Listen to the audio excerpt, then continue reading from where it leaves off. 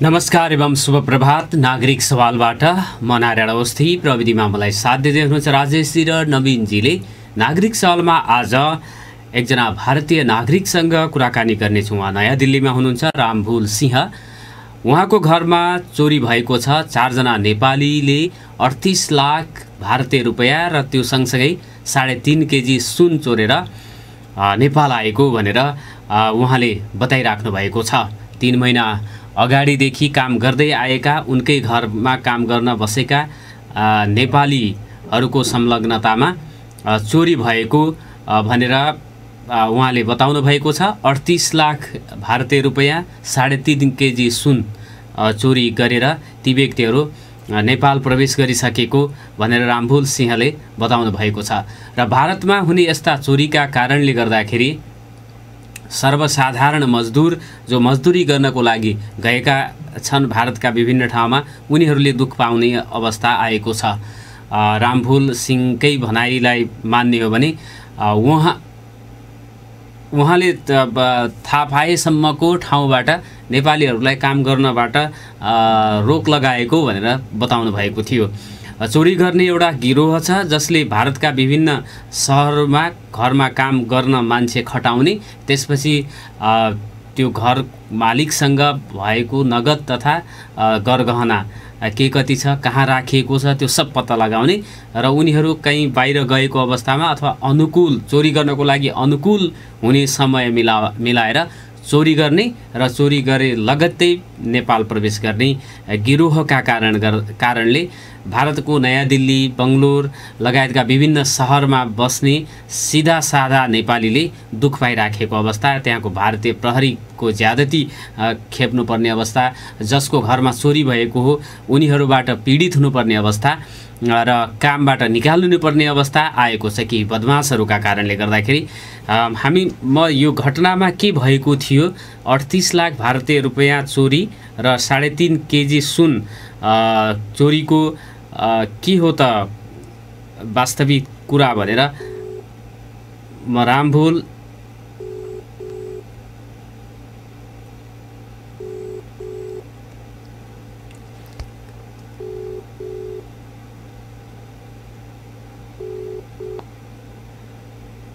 उहाँलाई म कल उसमा जोड्न गइराखेको छु।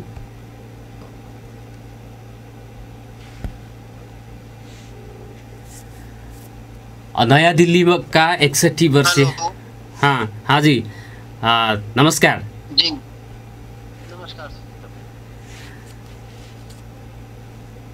Hello hello hello. हाँ रामभुल जी, आपको स्वागत है ना हमारे प्रोग्राम में। जी थैंक यू सर। ये आपने आप नया दिल्ली में विवेक विहार में रहते हैं? विज्ञान विहार में। ज्ञान विहार में। जो आप बोल रहे हैं कि नेपाली 4 लोगों के संलग्नता में अपने घर में चोरी हुई है, 38 लाख भारतीय रुपया र 3.5 केजी सुन चोरी करके आए हैं, बोल रहे हैं। इसमें सत्यता क्या है, क्या हुआ था, कौन कौन लोग संलग्न हैं, कैसे चोरी हुई आपका घर में? जी सर, 3 महीना पहले हमारे यहाँ पे हमने बिल्डिंग में एक लड़का रखा था जिसका नाम नीरज था। वो चौकीदारी करता था हमारे घर पे और उसकी वाइफ भी हमारे घर पे काम करती थी। उसका नाम था कमला अधिकारी। नीरज का फुल नेम क्या था?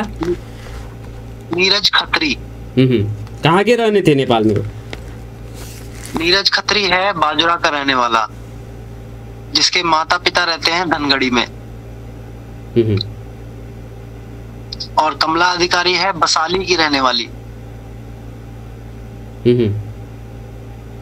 तो ये 3 महीने से हमारे यहाँ दोनों काम करते थे। नीरज जो है वो नीचे हमारी बिल्डिंग में चौकीदारी का काम करता था और उसकी जो वाइफ है कमला अधिकारी वो घर में झाड़ू पोछे का काम करती थी। तो 12 जुलाई को हम लोग शॉपिंग के लिए गए हुए थे हमारी जो छोटी लड़की है उसका फंक्शन था 31 जुलाई का, उसकी शादी नवंबर में है, उसका फंक्शन था 31 जुलाई का, तो उसके लिए हम शॉपिंग करने गए थे 11:30 बजे सुबह। तो हम शॉपिंग के बाद जब आए हैं 1:50 3 बजे हम वापस आ गए घर पे। हमने देखा कि गेट खुला हुआ है, सारे दरवाजे टूटे हुए हैं, और मेरे जो रूम का गेट है वो भी लॉक टूटा हुआ है, और अलमारी का भी लॉक टूटा हुआ है। 3:10 पे हमने दिल्ली पुलिस विवेक विहार थाने में कंप्लेन रजिस्टर करवा दी कि जी ऐसे ऐसे है, हमारा चौकीदार मिसिंग है और हमारे घर का सामान बिखरा हुआ है, अलमारी टूटी हुई है, लॉक टूटे हुए हैं, सामान गायब है। उसके बाद दिल्ली पुलिस विवेक विहार थाने से SHO मैडम पूनम पारेख ने एक टीम भेजी यहाँ पे, जिनको हमने CCTV फुटेज दिखाया सारा। उस फुटेज में दिखता है कि जो नीरज है उसने 3 लोग बुला रखे थे यहाँ पे। नीरज के साथ 2 लोग हमारे घर में एंटर किए, गेट तोड़ा, और CCTV में सारा फुटेज आ चुका है। वो लोग सब आइडेंटिफाई हो चुके हैं फुटेज के थ्रू। नीरज के साथी थे वो। उसके बाद उन्होंने 1:50 पे वो लोग अंदर घुसे हैं, 2:20 पे वो लोग बाहर निकल गए हैं। उन्होंने टैक्सी की है, टैक्सी जो थी वो थी व्हाइट अर्टिगा। आधा घंटा के उसमें सब उन्होंने निकाल लिया सामान को। जी जी जी 1:50 पे उन्होंने लॉक तोड़ा है और 2:16 पे वो निकल गए हैं सामान लेके। इसका मतलब ये है कि जो कमला अधिकारी है, क्योंकि नीरज हमारे घर में ऊपर इतना नहीं आता था, कमला अधिकारी को सारा कुछ पता था कि सामान कहाँ रखा है, कौन सी अलमारी में सामान रखा रहता है, क्योंकि वो झाड़ू पोछा करती थी। उसने इसको नीरज को बताया, नीरज ने सारी प्लानिंग की। उसने 2 लड़के नेपाल से बुलाए, जिनमें एक गोकुल बहादुर शाह है जो धनगढ़ी में रहता है, और दूसरा जो है वो है इसका भाई हिकमत खत्री। CCTV में ये तीनों लोग लॉकर, कैश वाला बैग ये गाड़ी में अर्टिगा में ले जाते हुए दिखे हैं। उसके बाद ये लोग टैक्सी बदलते हैं बुलंदशहर में, अनूप शहर एक जगह है हमारे यूपी में, वहां भी इन लोगों की फुटेज आई है। वहां पे ये लोग 6 लोग दिखते हैं उस कैमरा में। आपके घर में वो 3 लोग देखते हैं, जब टैक्सी चेंज की तब 6 लोग देखते हैं। जी जी जी जब वहाँ अनूप शहर की जो फुटेज आई है उसमें ये 6 लोग हैं टैक्सी में। तो उन 6 में से 3 तो यहीं आइडेंटिफाई हो चुके थे, उसके बाद 2 और आइडेंटिफाई हुए हैं, जिसमें से एक नीरज का भाई था नवराज खत्री, जो अक्षय के नाम से था, और एक दिलीप नेपाली। दिलीप नेपाली जी, ये लोग आइडेंटिफाई हो चुके हैं। इसके बाद इन्होंने अनूप शहर से टैक्सी करके ये गए हैं बरेली, और बरेली से गए हैं खटिमा, खटिमा से ये एंटर कर गए हैं नेपाल से। तब भी ये 6 लोग देखते हैं। जी जी जी 6 लोग थे ये। जो दिलीप नेपाली और अक्षय तो नीरज का भाई है। जी अक्षय, नीरज खत्री, हिकमत खत्री, ये तीनों भाई हैं। ये धनगढ़ में रहते हैं। नीरज खत्री, हिकमत खत्री बाजुरा के रहने वाले हैं। जो अक्षय खत्री है वो रहता है धनगढ़ी में। अक्षय का असली नाम क्या है? नवराज खत्री। ये सहोदर भाई है। हाँ जी, ये सहोदर भाई हैं और गांव के भाई लगते हैं। नहीं नहीं नहीं, सगे भाई हैं सर, सगे रियल ब्रदर्स। तो इनका मामला और जगह भी दर्ज है ऐसा चोरी के घटने में संलग्न होते हुए? कहीं और भी ऐसे मामले दिल्ली पुलिस को आए हैं? कैसे पता लगा आपको कि ये सगे भाई हैं? जी सगे भाई तो ऐसे पता लगा, जो नीरज का भाई है हिकमत, वो हमारे फ्लोर, हमारी जो बिल्डिंग है वहां पे एक बार आया था और रुका था। ठीक है जी। और जो कमला अधिकारी है उसने हमें ये इन्फॉर्मेशन दी थी, और हमने जो इसके रिश्तेदार, जब यहाँ चोरी होने के बाद अगले दिन हमने इसके रिश्तेदार वगैरह को जब गिरफ्तार करवाया दिल्ली पुलिस के थ्रू, उन्होंने बताया कि ये तीनों भाई हैं, सगे भाई हैं। सबसे बड़ा नवराज है, फिर हिकमत है, और सबसे छोटा नीरज है। सबसे बड़ा नवराज है जी, सबसे बड़ा नवराज है, फिर हिकमत है, फिर नीरज है, और इन तीनों की एक बहन है जो पवित्रा है, जिसका नाम है पवित्रा खत्री। पवित्रा खत्री, जो केएमसी में पढ़ती है।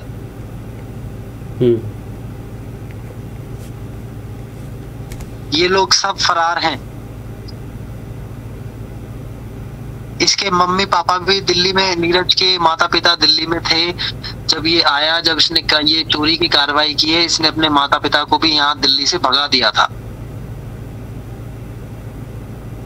इससे पहले भी ये लोग ऐसे ही चोरी में संलग्न रह चुके हैं क्या? जी, ये हमें ऐसे पता लगा, एक नीरज की हमारे पास डायरी रह गई थी यहाँ पे, इसने छोड़ दी थी या फिर भूल गया था। उसमें हमें एक पेपर मिला था जिसमें 2 बैंक अकाउंट नंबर लिखे हुए थे, और उनके साथ एक फोन नंबर भी लिखा हुआ था। तो हमने वो नंबर और bank account Delhi police SHO को दिया। उन्होंने फोन किया तो पता लगा कि वो एक सीबीआई ऑफिसर का नंबर है। कहाँ का? नेपाल का कि इंडिया का? दिल्ली दिल्ली दिल्ली दिल्ली। तो उन्होंने हमें बताया कि इन लोगों ने पहले भी फिरौती का किया हुआ है दिल्ली में। उस नंबर पे, वो जो नंबर था, जो नंबर नीरज की डायरी में मिला था, वो एक ऑफिसर का नंबर था जिसकी बेटी किडनैप कर ली थी इन्होंने। जी, और इन्होंने 2 करोड़ रुपए की फिरौती मांगी थी।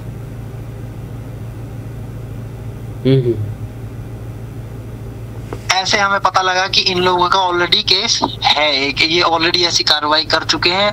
और जो गोकुल बहादुर शाह है वो 10 चोरियां कर चुका है, उसके ऊपर मर्डर केस भी है। इंडिया में कि नेपाल में? सर, इंडिया में भी।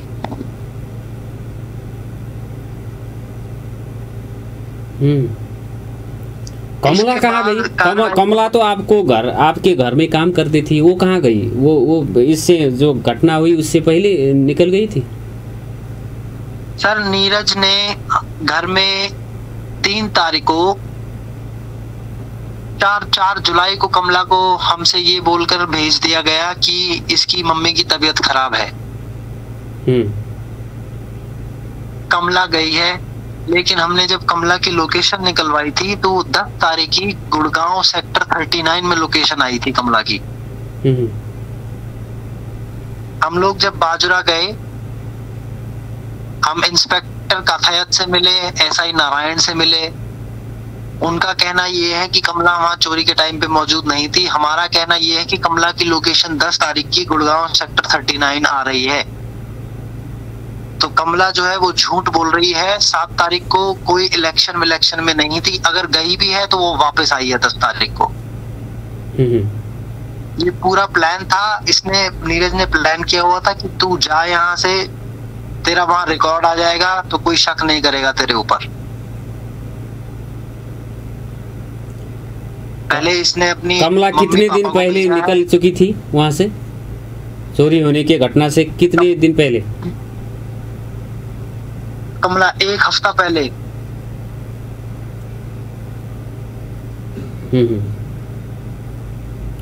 इसने कमला को 1 हफ्ता पहले भेज दिया था।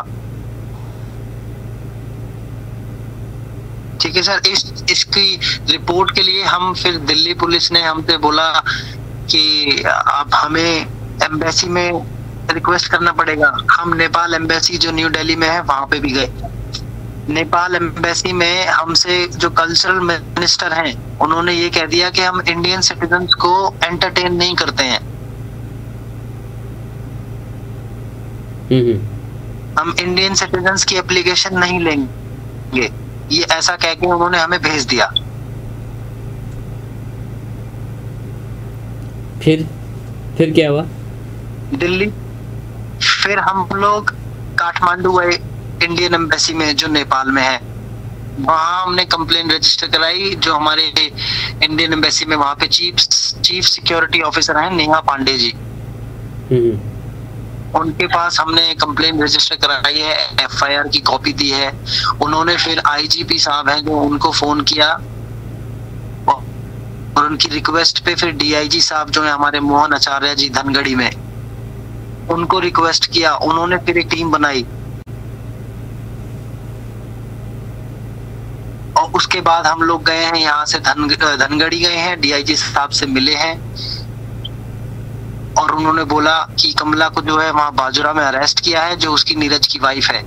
फिर हम लोग बाजुरा गए इंस्पेक्टर कफायत से मिलने, और हमारे एसआई जो है वहाँ बाजुरा मारताड़ी में नारायण जी, हम उनसे मिले, कमला से मिले। हम वहाँ पे कमला के पास 21,000 रुपया इंडियन रुपीज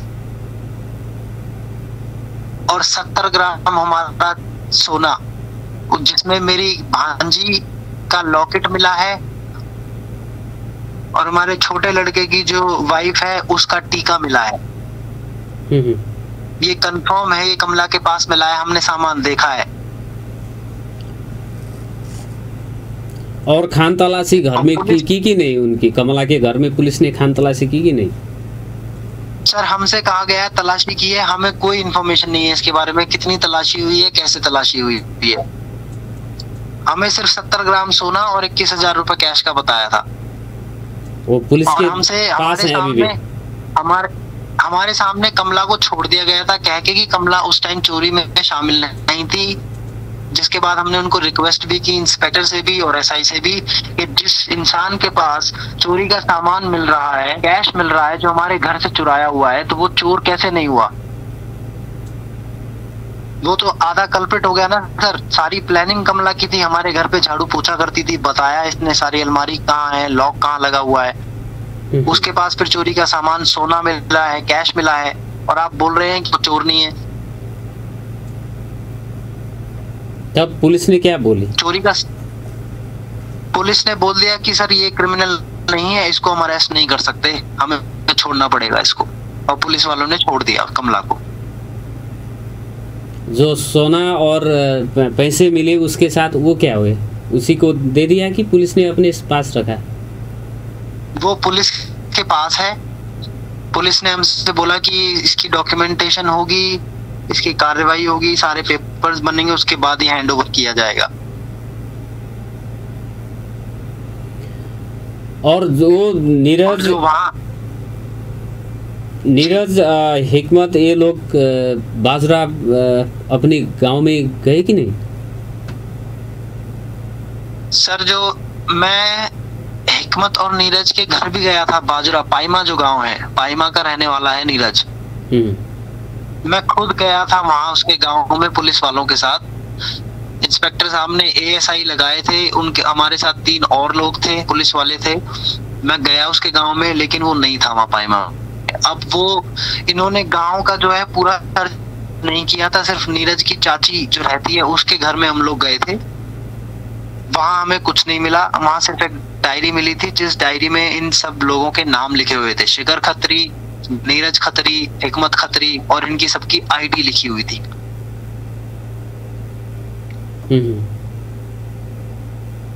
इसके अलावा हमें वहां पाइमा में कोई नहीं मिला। और मैंने एएसआई साहब से रिक्वेस्ट भी की थी, सर आप एक बार पूरे गांव को जो है सर्च करवा लें अच्छे से, क्योंकि वो हो सकता है पाइमा में वो इतना गंदा रास्ता है, रोज कोई अप एंड डाउन नहीं कर सकता पाइमा से। लेकिन हमारी एएसआई साहब ने नहीं सुनी और इंस्पेक्टर साहब ने भी नहीं सुनी। वो तो एएसआई साहब और इंस्पेक्टर साहब तो जाने से भी मना कर रहे थे कि हम पाइमा में नहीं ले जा सकते आपको, हम नहीं जा सकते, क्योंकि गांव वाले जो है पथराव कर देते हैं और आपकी जान चली जाएगी, हमारे पुलिस वालों की जान चली जाएगी। तो वो लोग डर रहे थे। फिर मैंने उनको बोला, मैंने कहा सर आप जाओ या ना जाओ, मैं तो जाऊंगा उसके गांव में और चेक करके आऊंगा। उसके बाद उन्होंने 4 लोग भेजे हैं मेरे साथ।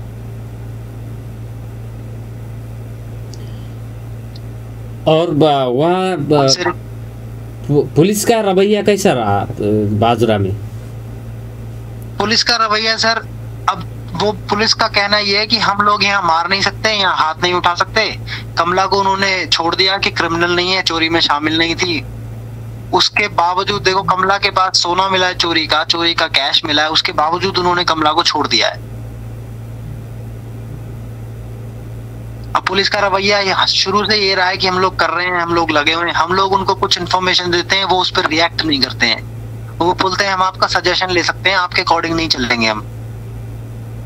हर चीज के लिए वो बोलते हैं कि आप डीआईजी से परमिशन लेके आओ, डीआईजी से परमिशन दिलवाओ।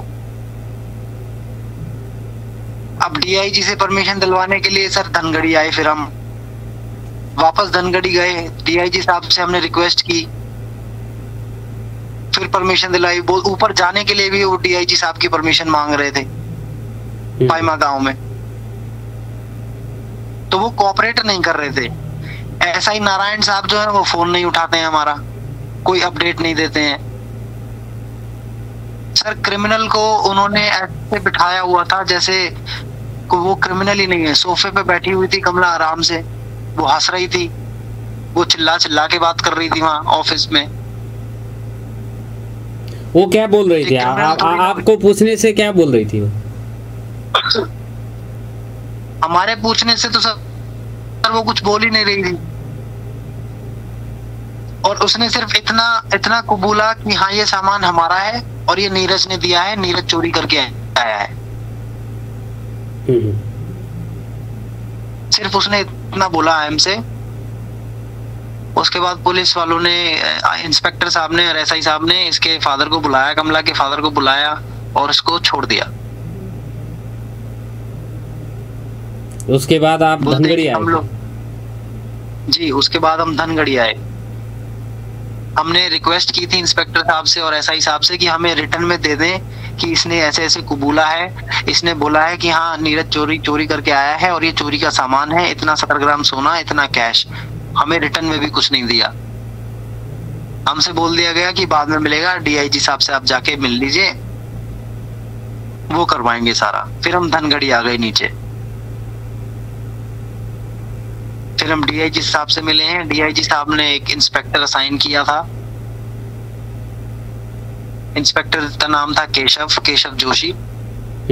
अभी फिलहाल केशव जोशी जी हैंडल कर रहे हैं इस केस को। उनको भी हम जितनी हमारे पास इंफॉर्मेशन है, जितने भी फुटेज हैं, जितनी भी फोटोज हैं, वो सब इंफॉर्मेशन हम देते जा रहे हैं। केशव जोशी जी का ये कहना है कि जो गोकुल बहादुर शाह है धनगढ़ी का, ये 10 चोरियां पहले भी कर चुका है और 2-2 हजार रुपए देता है और छूट जाता है। नेपाल में कि इंडिया में? नेपाल में सर, धनगढ़ी में। धनगढ़ी में भी चोरी किया है जी, और 2-2 हजार रुपए देता है ये और छूट जाता है।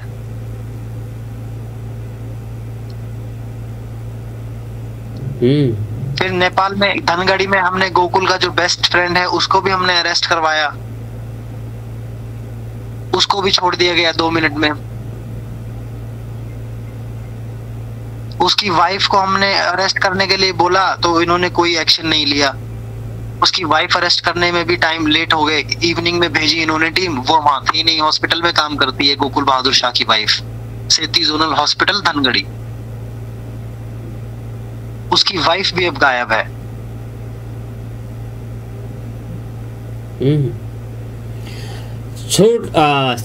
छोटो व्यापारिक विश्राम, हम छोटा सा ब्रेक लेंगे। ब्रेक के बाद तब बातचीत करेंगे, मैं फिर जोड़ूंगा आपको। जी ठीक है। नागरिक सवालमा भारतमा हुने चोरीका घटनाहरूमा संलग्न कसरी हुन्छन् र त्यसपछि दुख चाहिँ कसले पाउँछ भनेर कुराकानी गरिराखेका छौँ। नयाँ दिल्लीबाट रामभूत सिंह हामीसँग जोडिनु भएको छ। पुनः स्वागत छ यहाँलाई। जी सर जी। ये आपके घर में काम करने शुरू 3 महीने पहले, जब घटना होने से 3 महीने पहले कैसे आए काम के लिए? सर हमारा कंस्ट्रक्शन का काम है। तो हमारा जो साला है वो शालीमार गार्डन में बिल्डिंग बनाता है। वो भी उसके वहां पे नीरज के गांव का एक लड़का रहता है नवीन, वो हमारी बिल्डिंग में ही काम करता था। उसके रेफरेंस से ये लड़का हमारी बिल्डिंग पे आया था। हमारे मांगने पर इसने अपनी कोई आईडी दी नहीं हमें। इसने बोला कि मेरी आईडी जो है वो गांव में रह गई है, मैं आपको दे दूंगा 2-4 दिन में। ऐसा बोल के इसने टाल दिया इसको। और उसके बाद मेरे जो टूर्स हैं वो बाहर के ज्यादा लगते रहते हैं, आना जाना लगा रहता है, तो मैं चला गया था फिर बाहर। तो इसकी आईडी जो थी, इसने आईडी कभी दी नहीं। और इसका जो आधार कार्ड था वो इसने फेक आधार कार्ड बनवाया हुआ था, वो इंडिया का ही था।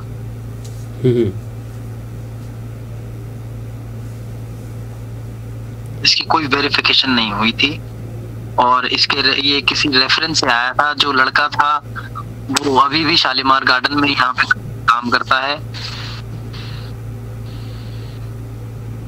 उसके रेफरेंस से ये हमारी बिल्डिंग पे काम करने लगा था, ये और इसकी वाइफ दोनों। उससे कैसे मिले ये लोग? उसके गांव का है सर, ये लोग एक ही गांव में रहते हैं, ये लोग जानते हैं एक दूसरे को। तो उसके बारे में उसको जो काम करता है उसके बारे में उस लड़का को पता नहीं था? नहीं सर, उसको इतनी इन्फॉर्मेशन नहीं थी उसके बारे में। उसका कहना ये है कि मुझे नहीं पता था कि ये चोर है और इसका बाप भी चोर है। अब जब उसको पता लगा है कि इसने ये काम किया है, ये कांड किया है, तो उसने इधर उधर इन्फॉर्मेशन निकाली है उसके घर वालों से, रिश्तेदारों से। तब उसने हमें बताया कि ये तो सर बहुत बड़ा चोर है, ये पहले भी चोरी कर चुका है। और इसका जो पिता है पुन्नू खत्री, वो भी चोर है।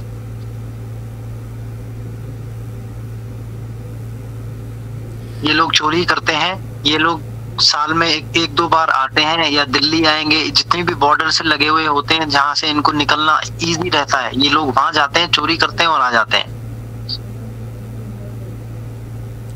इनकी डिटेल तो सारे बॉर्डर के पुलिस के पास होगी, तो कैसे निकलते हैं? जी, अब ये सर हमारे भी समझ में नहीं आता। इतना सामान लेने के बाद ये लोग बॉर्डर क्रॉस कर गए, वो कैसे बॉर्डर क्रॉस हुआ? वहाँ हमने पूछा भी है कुछ चौकियों पे, पोस्ट पे, बॉर्डर पे। उन लोगों का कहना ये है कि इतने काफी सारे रास्ते हैं जहां से ये लोग पोस्ट बचा लेते हैं। ये लोग पोस्ट वाले रास्ते के थ्रू जाते ही नहीं है।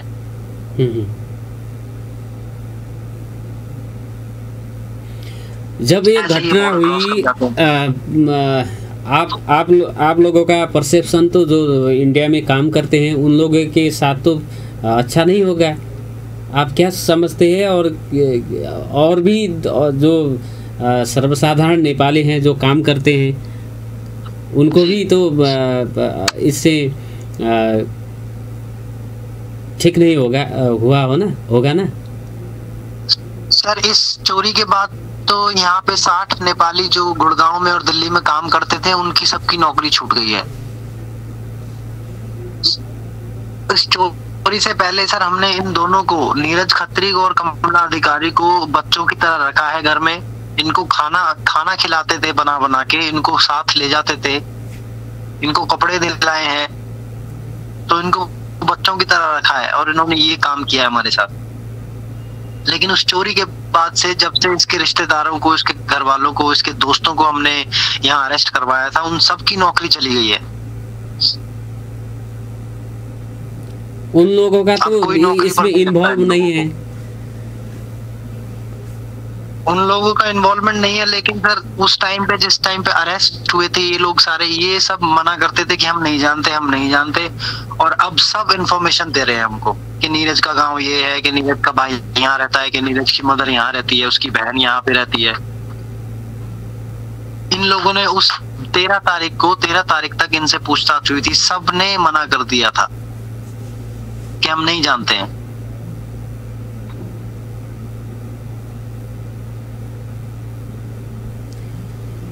अब उन सब की नौकरी जा चुकी है सर। जो जहाँ जहाँ आपकी पहचान है वहाँ वहाँ नेपाली लोग काम कर रहे हैं तो आप छुटवा रहे हैं? जी, सबकी नौकरी चली गई है। हम नहीं छुड़वा रहे हैं, लेकिन जिन जिनको पता लगा है कि इन्होंने ऐसा काम किया है वो अपने आप ही इन लोगों को निकाल रहे हैं। हमने नहीं छुड़वाई किसी की नौकरी, उन्होंने अपने आप निकाल दिया। अब उनको पता लगा कि भाई नेपाली लोग यहाँ काम करते थे, उनको पता था कि इतने अच्छे तरीके से रखा गया है इनको कपड़े दिए गए हैं, इनको ऊपर एसी में सुलाया गया, इनको खाना खिलाया गया। अब किसी को पता लगेगा तो वो वैसे ही निकाल देगा ना सर। सेफ्टी हर कोई लेके चलता है। ऐसे मामले में दिल्ली में एक वर्ष में कितने घटने होते हैं? पुलिस क्या बताते हैं ऐसे मामले के बारे में? सर पिछले 1-1.5 महीने में हमारे सामने जो चोरियां आई हैं वो कम से कम 10 चोरियां आई हैं। कोई पंजाब से, कोई लुधियाना, कोई जलंधर, कोई चंडीगढ़, कोई दिल्ली, कोई गुड़गांव। अभी हाल ही में परसों ही 2 जो कट्टे होते हैं, जो सैक होते हैं फुल ऑफ कारतूस, वो भी नेपाली लोग थे और वो बॉर्डर पे ही पकड़े गए।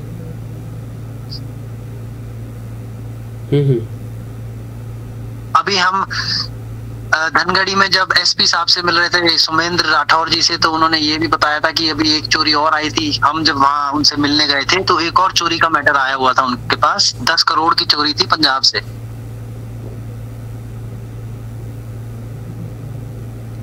उस स्टोरी में भी यहीं के लोग इन्वॉल्व थे?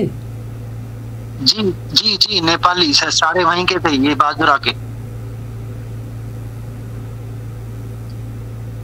पंजाब में हुई चोरी के घटने में भी? जी, बाजुरा के ही लोग करते हैं ज्यादातर, बाजुरा और अछाम। बाजुरा और अछाम के लोग जी, बाजुरा और अछाम के लोग जो है वो ज्यादातर दिल्ली में काम करने आते हैं और ऐसी कार्रवाई करके वापस चले जाते हैं। अछाम के लोग तो मुंबई में ज्यादा होते हैं। अछाम के सर ज्यादातर इंडिया में है लोग, दिल्ली, मुंबई, जितने भी आपकी मेट्रोपॉलिटन सिटी हैं वहां ज्यादातर काम करते हैं।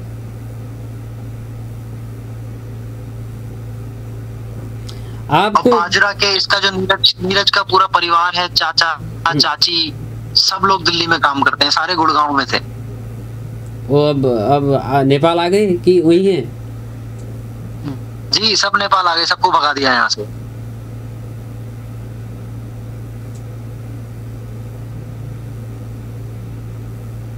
ये जो सिक्योरिटी है ना, आपको घर में अलार्म बजने ऐसा कोई नहीं रखते हैं? सर सिक्योरिटी पर्पस के लिए यहाँ पे अलार्म्स नहीं होते हैं इंडिया में, यहाँ पे सीसीटीवी कैमरास होते हैं। क्योंकि हमारा काम ऐसा है, हमारे तो दिन में सबका आना जाना लगा रहता है ना, फ्रेंड्स का, पार्टीज मतलब जो कंस्ट्रक्शंस की हमारे जो क्लाइंट्स होते हैं वो आते जाते रहते हैं। तो हम अगर अलार्म लगवाएंगे तो उसमें हमारा बहुत नुकसान हो जाएगा, वो तो अलार्म तो बजता रहेगा फिर। हाँ, वो फिर गिल्टी फील करेंगे। जी, इस पर्पस के लिए हमने सीसीटीवी कैमरा लगवाए हुए थे कि जो भी आता है वो कैप्चर हो जाता है कैमरा में। जिस टैक्सी को उन्होंने यूज किया था वो टैक्सी वाला आपको उसमें आया कि नहीं? जी, वो भाड़े का टैक्सी था सर, वो प्राइवेट टैक्सी इन्होंने इन लोगों ने हायर की थी। ये पूरा इनका प्री प्लान था। 1 महीना पहले वो टैक्सी वाले को हायर किया था इन्होंने। उसका भी उसमें टैक्सी वाले को चोरी में नहीं, उसका कोई इन्वॉल्वमेंट नहीं है, वो सिर्फ टैक्सी वाला है। उसको इन्होंने 18,000 रुपए दिए थे दिल्ली टू बुलंदशहर के। ये ज्यादा है जी, लेकिन उस टैक्सी वाले ने जो इन्फॉर्मेशन दी थी पुलिस को, दिल्ली पुलिस को, वो ये थी कि उस टैक्सी वाले को पता है ये लोग कैसे जाते हैं और कहाँ से जाते हैं, क्योंकि उसका भी काम यही था। ये नेपाली लोगों को दिल्ली से लेता था और बॉर्डर तक छोड़ के आता था। पलिया बॉर्डर ज्यादातर लोगों को पलिया बॉर्डर पे छोड़ के आता था ये। उसका कहना ये था कि जंगल के रास्ते से नेपाल बॉर्डर क्रॉस कर लेते हैं। गौरीफंटा जंगल है एक बंद। जी जी जी जी जी, गौरीफंटा, गौरीफंटा। कि वहाँ कोई चेकिंग नहीं है, वहाँ कोई नहीं रोकता, वहाँ से निकल जाते हैं ये लोग। ये वो टैक्सी वाला का भी काम ऐसा ही है। वो टैक्सी वाला भी, अब सर मेरा काम अगर टैक्सी चलाने का है, मुझे कोई भाड़ा देगा तो मैं उसको कहीं भी छोड़ाऊंगा ना। अब मुझे क्या पता है वो मार के जा रहा है या चोरी करके जा रहा है। तो उस टैक्सी वाले का काम था, उसको पैसे मिल रहे थे, वो छोड़ के आ गया। लेकिन उस टैक्सी वाले ने सपोर्ट किया, उसने इंफॉर्मेशन दी सारी कि कहाँ उसने छोड़ा था। उसने बताया कि बुलंदशहर छोड़ा, बुलंदशहर अनूपशहर। वहां से इन्होंने ई रिक्शा किया, ई रिक्शे से फिर इन्होंने टैक्सी ली है इको, उसका भी नंबर है, वो भी सीसीटीवी में आ चुका है अनूपशहर पेट्रोल पंप पे।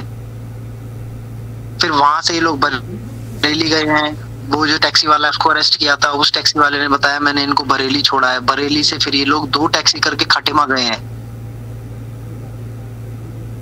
ये सारी इंफॉर्मेशन हम ऑलरेडी दे चुके हैं नेपाल पुलिस को भी, दिल्ली पुलिस को भी।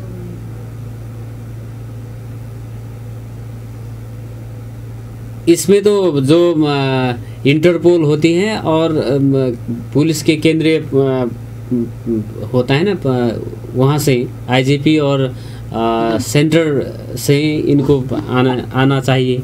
ऐसे आप को डिस्ट्रिक्ट पुलिस ऑफिस में फाइल दर्ज कराने से तो इन्वेस्टिगेशन करने के लिए मुश्किल होता है, बोल रहे थे यहाँ की पुलिस। जी जी, मैं सर हम लोग यहाँ बताया जैसे मैंने आपको कि हम नेपाल एम्बेसी में गए थे यहाँ पे अपनी एप्लीकेशन लेके, सीसीटीवी फुटेज लेके, सारा एफआईआर की कॉपी लेके। लेकिन नेपाल एम्बेसी का कहना है यहाँ पे दिल्ली में ये था कि हम लोग इंडियन सिटीजन्स को एंटरटेन ही नहीं करेंगे, हम लोग नेपालियों के लिए हैं, इंडियंस के लिए नहीं है। ऐसा कह के उन्होंने हमें भेज दिया। फिर काठमांडू आया। जी, उसके बाद फिर हम काठमांडू गए इंडियन एम्बेसी। वहाँ आपके चीफ ऑफिसर से मिले हैं हम, नेहा पांडे जी से, उनसे मिले हैं, उनको एप्लीकेशन दी है, उनको एफआईआर की कॉपी दी है, सारा फुटेज दिखाया है। उन्होंने फिर आईजीपी साहब को फॉरवर्ड किया है। फिर आईजीपी साहब ने डीआईजी मोहन जी को फोन किया है, उनको फॉरवर्ड किया है सारा। फिर मोहन आचार्य जी ने हमने बुलाया है, वहां से हम मिले हैं। उसके बाद उन्होंने एक टीम डिप्लॉय की है। तो इसमें अभी भी इन्वेस्टिगेशन तो हो रहा होगा? इन्वेस्टिगेशन हो रहा है सर, लेकिन मुझे पर्सनली डीआईजी साहब मोहन आचार्य जी हैं, वो फुल सपोर्ट कर रहे हैं, वो जितनी हो सकती है उतना कर रहे हैं ग्राउंड लेवल पे। लेकिन जो ऊपर बाजरा मारताड़ी की पुलिस है हमारे साथ, वो कोऑपरेट नहीं कर रहे हैं। उनका कहना ये है कि पुलिस वाले जो हैं वो डरते हैं ऊपर गांव में जाने से, क्योंकि वो पत्थरबाजी करते हैं गांव वाले।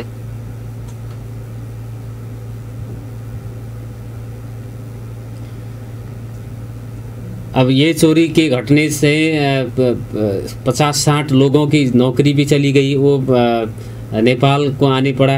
और जो आप लोगों का परसेप्शन भी जो है, जो काम करने के लिए जाएगा तो आप कोई भी नेपाली को काम नहीं देंगे? आप नहीं रखेंगे सर, सबका कहना यही है कि अब हम नेपालियों को काम नहीं देंगे। इससे तो जो हमारे नोन में जितने भी लोग हैं, हमारे नोन में जितने भी लोग हैं, जितने फ्रेंड्स हैं, मेरा जितना सर्कल है, उनका सबका परसेप्शन अब यही है थ्रू फॉर नेपालीज के we will not keep Nepalese for any work. उनके अंदर जो है बहुत ज्यादा गुस्सा है अब नेपालियों के अगेंस्ट। उनका कहना ये था कि जो सबसे ज्यादा ट्रस्टवर्दी नेपाली हुआ करते थे किसी टाइम पे, और अब ये लोग ये हरकतें कर रहे हैं, मर्डर करके जाते हैं, चोरी करके जाते हैं, तो अब हम इनको नहीं रखेंगे। इससे तो जो काम करने जाता है, जो अच्छा है, ईमानदार है, उसको भी इसमें तो नुकसान हुई।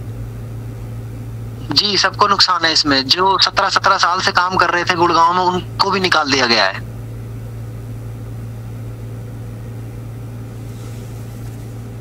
बुरे कम होते हैं।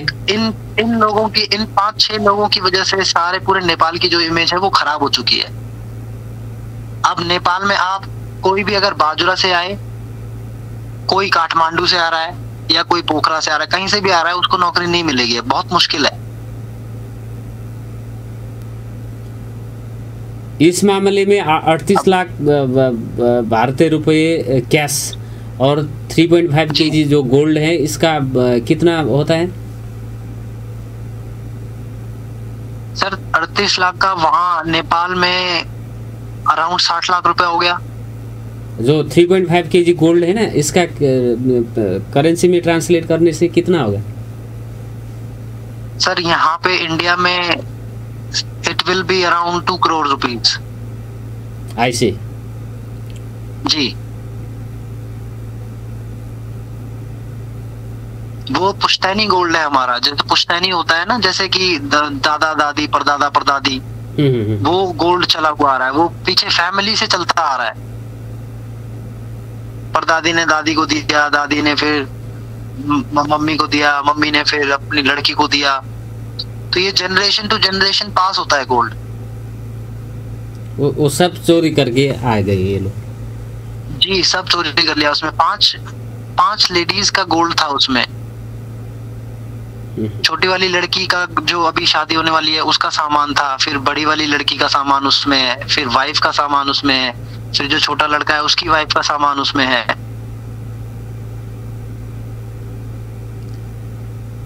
इन्होंने गोल्ड और करेंसी जो नगद पैसे वही लेके आए और सामान तो नहीं लिए? नहीं, और सामान कुछ नहीं लिया। इन्होंने कैश और गोल्ड सारा, 2 लॉकर लिए थे इनके पास और कैश का बैग था। लॉकर ही उठा लिए? जी, दोनों लॉकर ही उठाए हैं इन्होंने। वो तो भारी होगा ना लॉकर तो? जी जी जी, 15 किलो का एक लॉकर है।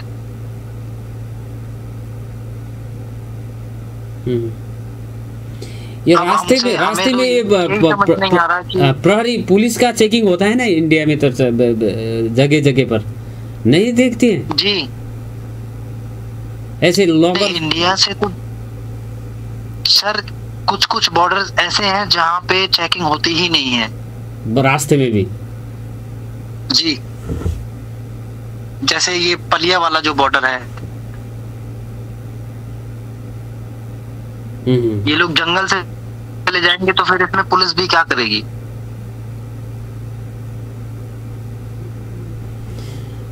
हाँ, इतना सारा चोरी हुई आपके मकान पे, हमको भी दुख पहुंचा इसमें।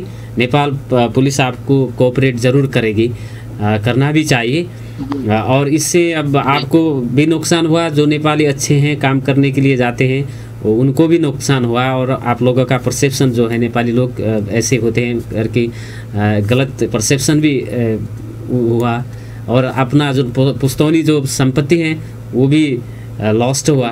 इसमें दुख है और नेपाल पुलिस आपको पूरी मदद करेगी, ये विश्वास के साथ हमें से संवाद के लिए आप हमसे जुड़े, इसके लिए बहुत बहुत धन्यवाद है। नमस्ते। बहुत बहुत शुक्रिया सर, थैंक यू। आदरणीय श्रोता, भारतको नयाँ दिल्लीमा भएको चोरीको घटनाको विषयमा मैले जुन रामभुल सिंह उनको घरमा चोरी भएको थियो 12 जुलाई भनेपछि असारको यस्तै 28 गते पर्छ सायद, त्यति बेला भएको चोरीको घटनामा संलग्न भएका मान्छेहरू बाजुरा जिल्लाका रहने भनेर बाजुरा जिल्लाको त्यो गाउँमा समेत पुगेको उहाँले बताउनु भएको छ।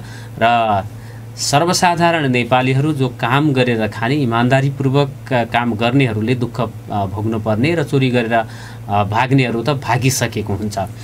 यसले गर्दाखेरि एउटा अब सुदूरपश्चिमका मान्छेहरू बढी चोरीमा संलग्न हुने भन्ने एउटा सुदूरपश्चिमका अन्य जिल्लाका मान्छेहरूले पनि बाजुरा डोटी र अछाम जिल्लाका मान्छेहरू चोरीमा संलग्न बढी हुने गरेका तथ्यहरू यो हामीले पनि प्रहरीबाट जानकारी लिँदाखेरि त्यो घटनामा यस्तो चोरीका घटना भारतका विभिन्न शहरहरूमा हुने ठुल्ठुला चोरीको घटनामा संलग्न गिरोहहरू निकै सक्रिय रहेको र जसको कारणले गर्दाखेरि काम गरेर खाने मजदुर नेपालीले भारतमा पनि दुःख भोगिराख्नु परेको र फेरि काम गर्न जाँदाखेरि काम नपाउने, कामबाट निकालिनुपर्ने, प्रहरीबाट दुर्व्यवहार भोग्नुपर्ने, भारतीय नागरिकहरूबाट दुर्व्यवहार भोग्नुपर्ने स्थिति आएको छ। यसले देशकै ठाउँकै मान्छेकै बदनाम पनि भइराखेको छ, उनीहरूको श्री सम्पत्ति पनि लुटिराखेको छ। यो कुनै पनि हालतमा राम्रो होइन। यस्ता कुराहरूमा संलग्न नहुने वातावरण बनोस् भन्दै आजको नागरिक सवालबाट बिदा माग्छु। नमस्कार, शुभ दिन।